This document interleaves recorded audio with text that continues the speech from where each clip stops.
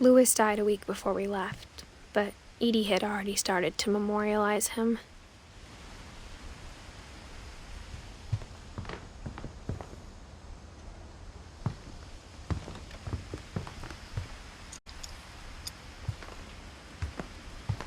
Edie gave a big interview about a mole man living under the Finch house. My mom was furious.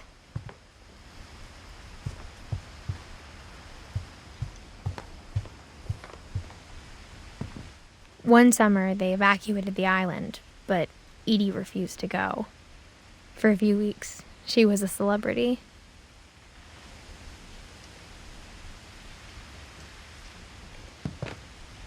When Edie told people Sven was killed by a dragon, she could also have said he was building a dragon-shaped slide that collapsed. She could have, but she didn't.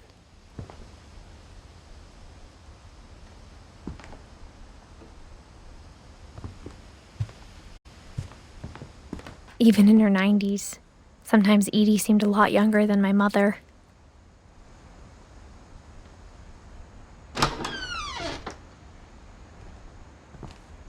The only trace Grandpa Sam's first wife, Kay, left on the house was the pink bathroom. It was a pretty big trace.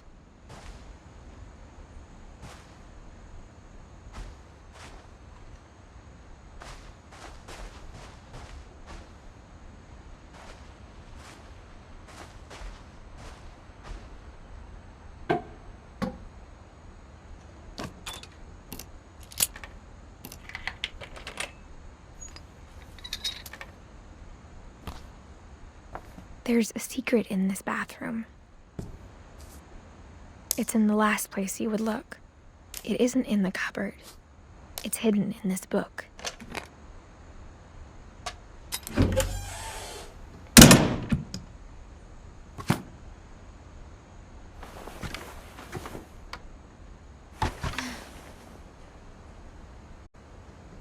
Sven gave Sam an old camera he'd refurbished. He never put it down.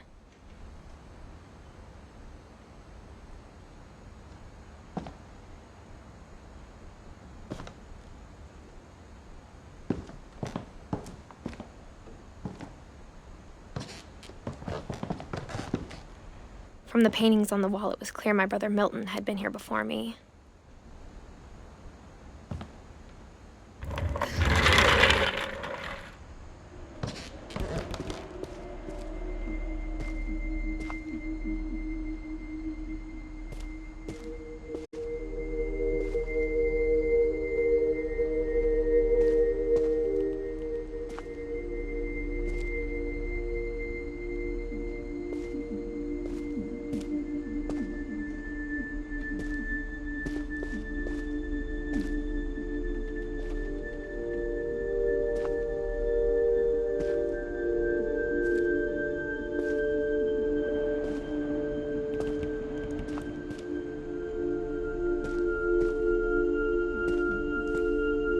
I knew Grandpa Sam had a twin,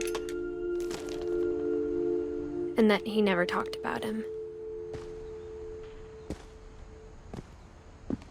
I guess my grandpa didn't like history any more than my mom did.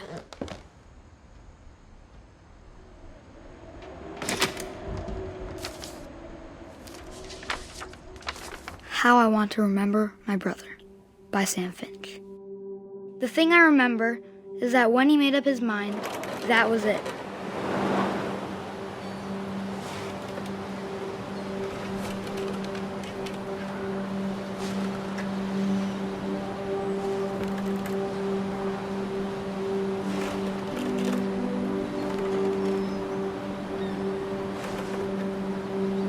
My brother said he'd die before he ate another mushroom, and he did.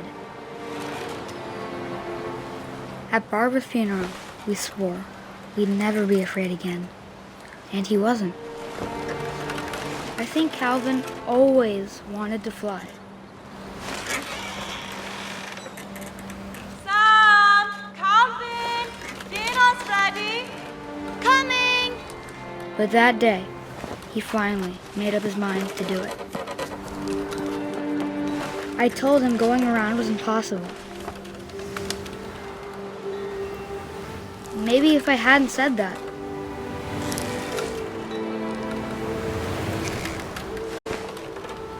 Calvin, I'm not gonna tell you again. Maybe if the wind hadn't picked up. Then maybe he'd still be here. But I doubt it. I think he'd already made up his mind. That's what I want to remember about my brother.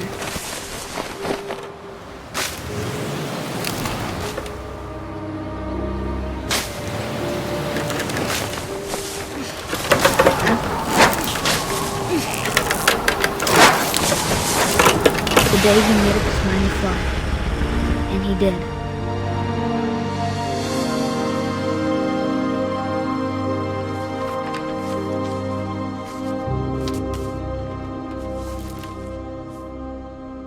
Calvin's story felt strangely familiar. When I was younger, I remember trying to do the exact same thing.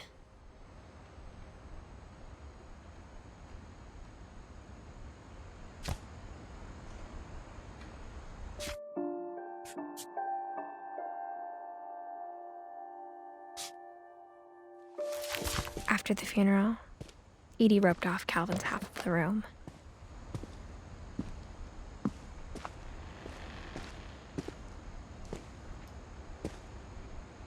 Mom said Grandpa Sam enlisted at 18 and never set foot in the room again.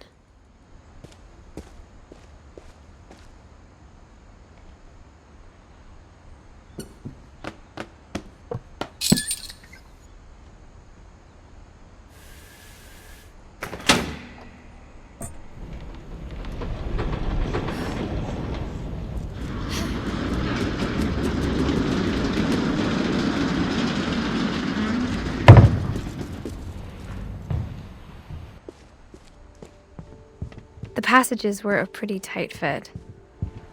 They'd obviously been built for smaller hands and bellies.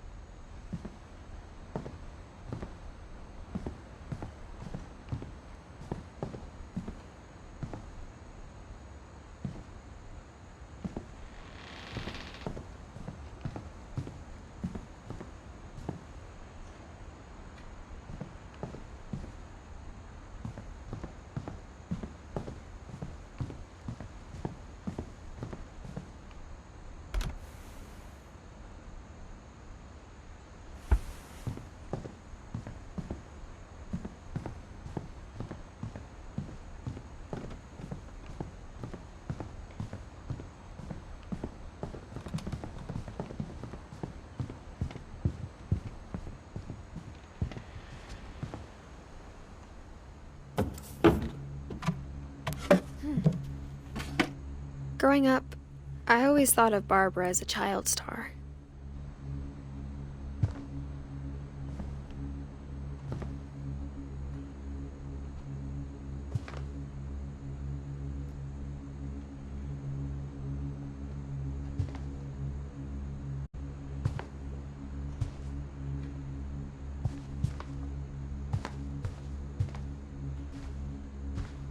I never thought about how hard it must have been for her afterwards.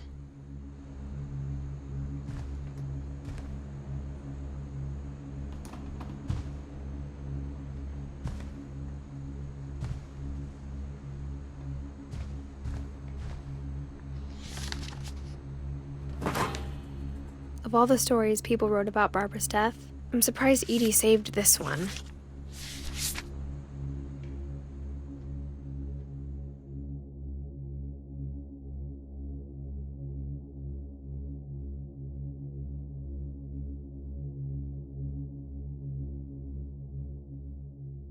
Old Jack here with another ghastly tale inspired by America's most unfortunate family. I'm calling it The Surprise Ending of Barbara Finch. As a child star, Barbara was famous for her scream. Now at 16, she was all washed up. A has-been. But in a lucky break, she'd been asked to perform her signature scream at a local convention for monster movie fans. It was just the boost her career needed.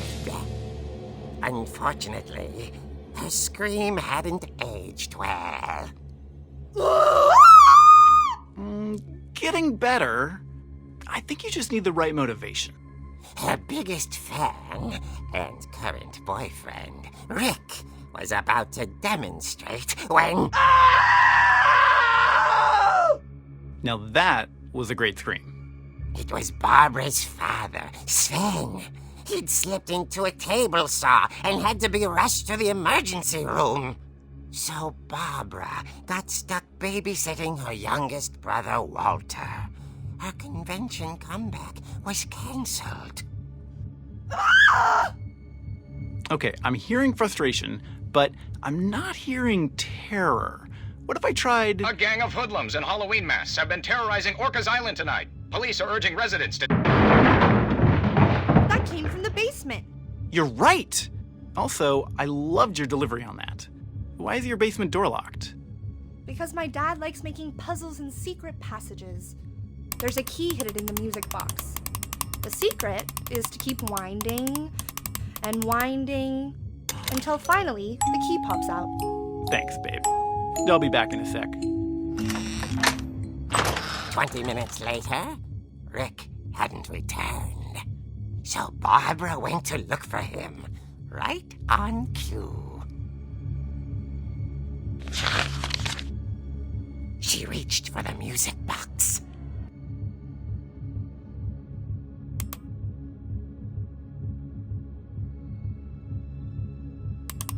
And as she wound the key, she listened for Rick, but the house was silent.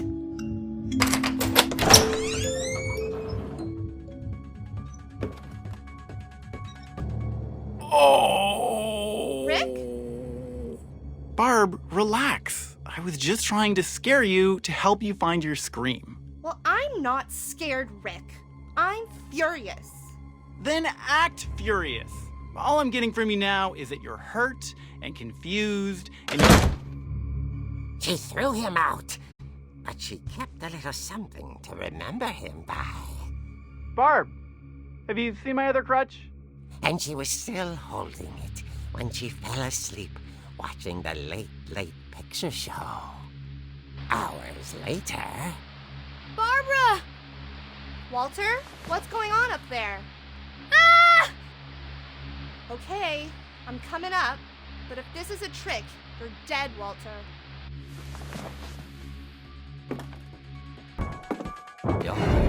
She heard whispering. It was coming from inside the house.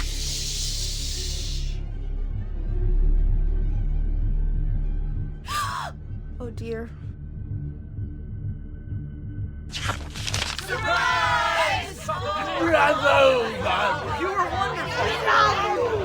monsters had come to surprise her. For Barbara, it was a dream come true. Then she saw what kind of monsters they were, and she realized what was about to happen. She was going to be famous. And with her final breath, Barbara Finch gave the performance of her life.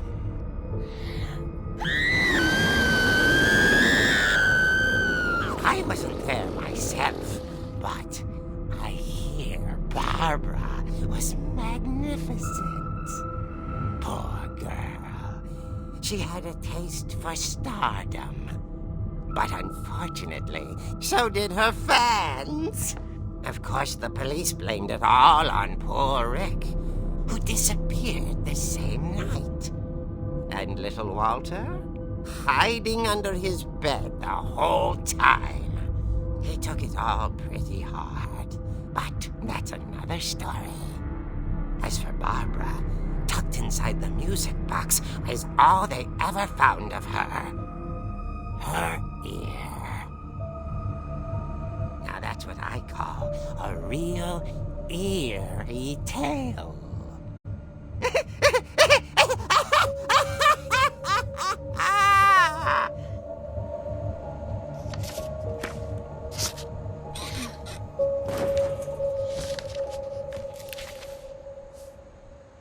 Edie told me all Barbara wanted was to be remembered, as absurd as that comic was. Maybe what Edie saw was a happy ending.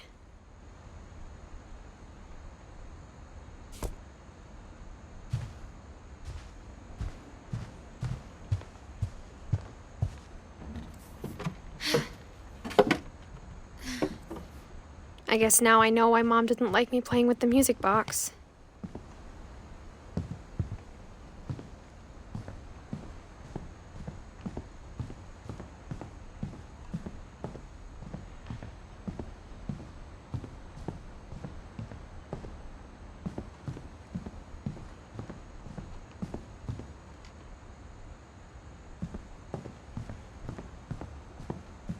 It's funny.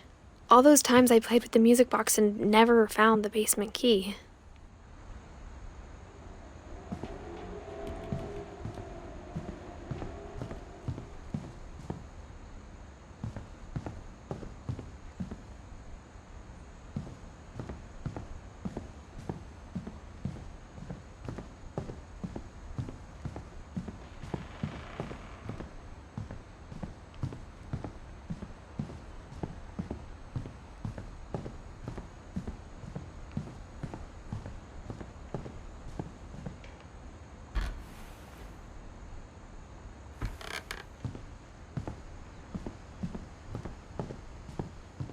I wonder if that comic was right about there being a key inside the music box near the basement.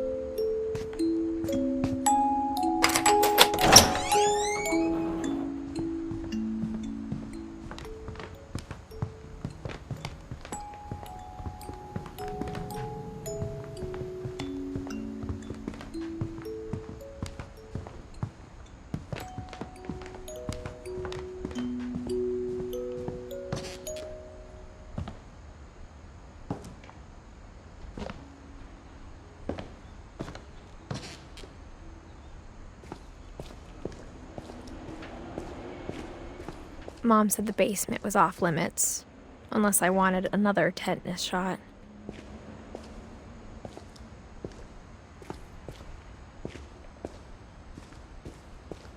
I saw Edie sneak down to the basement once, carrying packages. I thought maybe she was hiding presents. It turned out she was hiding a lot more than that.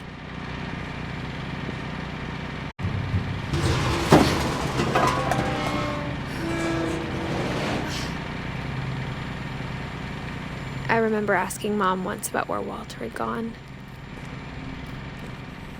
She said after Barbara died, he got as far away as he could.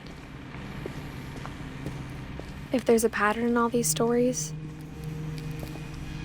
I think it's that none of us has gotten very far.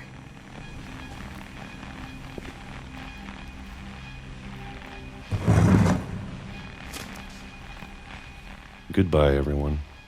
I can't believe I've been down here for 30 years.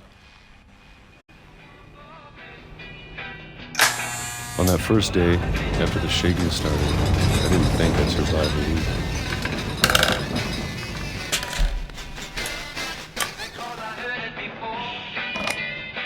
But after a few days, I settled into a routine. That's what kept me sane. Having a schedule, living for today. I always expected to be dead tomorrow. But if you wait long enough, you get used to anything.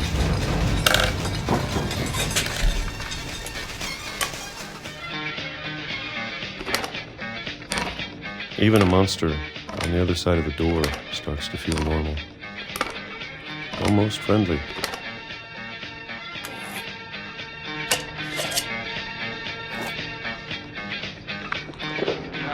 And then one day, everything just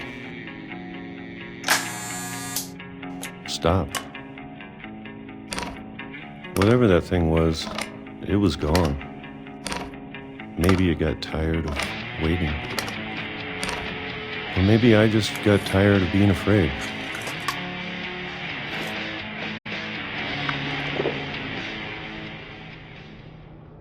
It's been a week now, the longest in 30 years. I'm done waiting. I have to leave while I still can.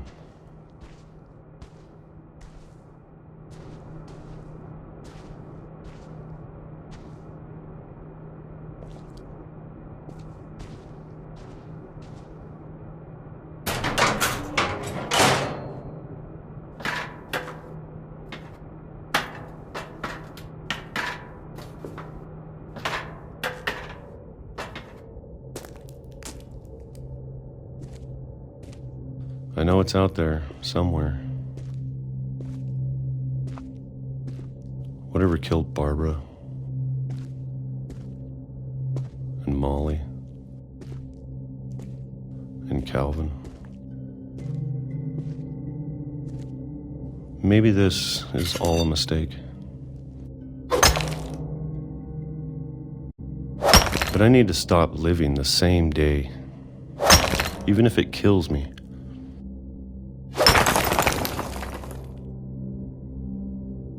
Whatever's out there, I want you to know I'm ready for it. I'm going to appreciate all of it, especially the food. I don't mind if I only have a year left,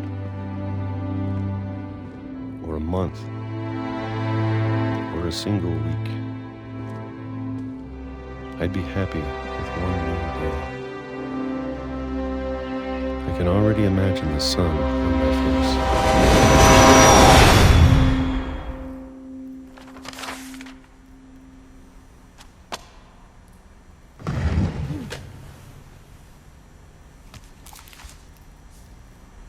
Walter died when I was 6. I can't believe my mom never told me he was down here. I'm sure my mom was trying to protect me.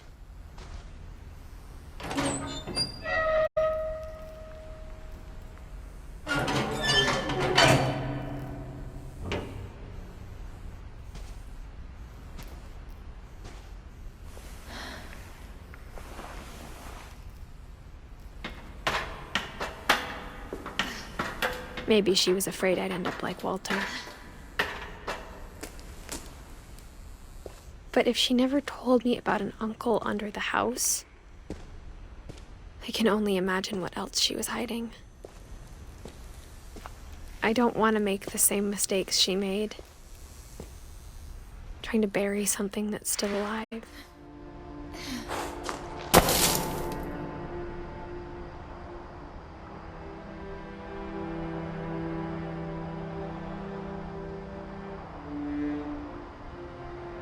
Now that there's only one of us left, or maybe 2,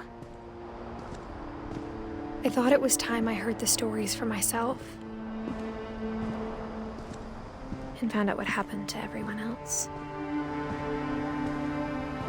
But now I'm worried the stories themselves might be the problem. Maybe we believed so much in a family curse, we made it real.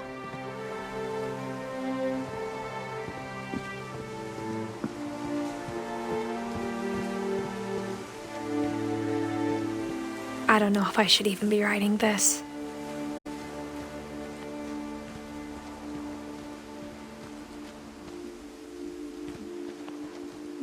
Maybe it'd be better if all this just died with me.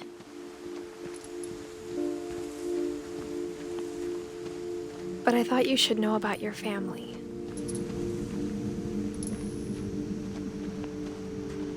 And the history you're a part of. Though to be honest, I feel as lost as you probably do right now.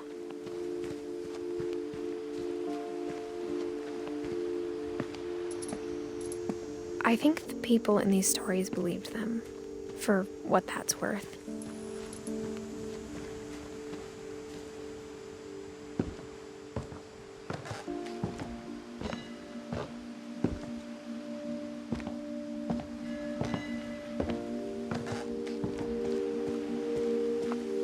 And when you look at the house, that history of imagination and stubbornness and madness, any of it seems possible.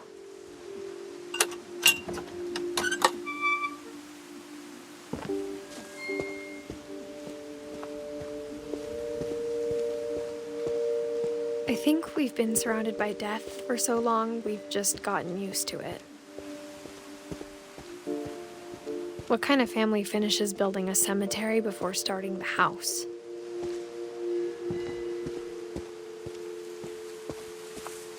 It's embarrassing for me to admit this, but the pet cemetery made me more uncomfortable than the human one. 3 of the gerbils were mine, and 2 had been my fault. Sven built the house, but it was Edie who designed the cemetery.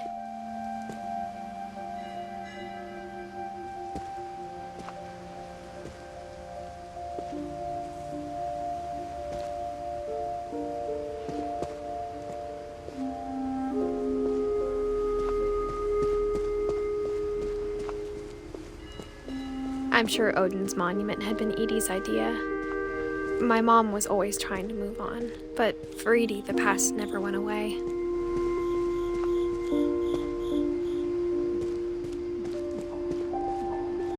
She could see it poking out of the water at low tide.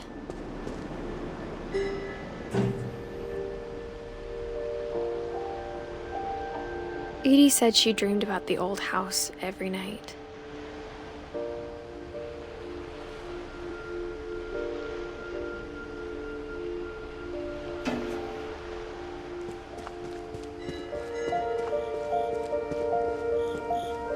Edie's side was always easier for me to understand. But the older I get, the more I can see where my mom was coming from. Her dad had been pretty strict, but it wasn't enough to save her brothers. She was just trying to do better.